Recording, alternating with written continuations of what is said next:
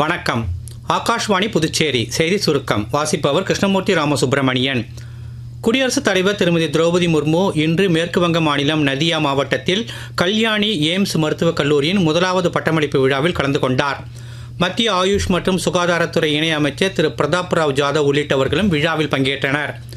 பள்ளிகளில் அதிகமான மாணவர் சேர்க்கைக்கு அப்பாற்பட்டு நிஜமான கற்றல் நிகழ்வதை உறுதிப்படுத்தும் வகையில் கல்வித்துறை மறுவரையறை செய்யப்பட்டுள்ளதாக பிரதமர் திரு நரேந்திர மோடி தெரிவித்துள்ளார்.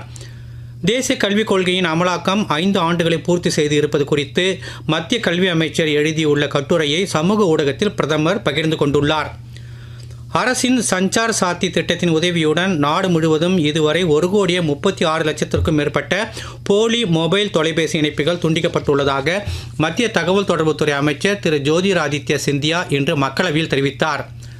புதுச்சேரியில் ஆதி திராவிடர் மற்றும் பழங்குடியினர் நலத்துறை மூலமான திட்டத்தின் கீழ் கருவுற்ற பெண்கள் மற்றும் பாலூட்டும் தாய்மார்கள் 237 பேருக்கு மொத்தம் 36.61 லட்சம் ரூபாய் நிதி உதவிகளை இன்று முதலமைச்சர் திரு ரங்கசாமி வழங்கினார். புதுச்சேரியில் வஉசி அரசு மேல்நிலைப் பள்ளியில் இன்று நடைபெற்ற நிகழ்ச்சியில் பாண்டிச்சேரி ஆரோ சிட்டி ரோட்டரி கிளப் சார்பில் மாணவர்களுக்கு அடையாள அட்டை வழங்கப்பட்டது.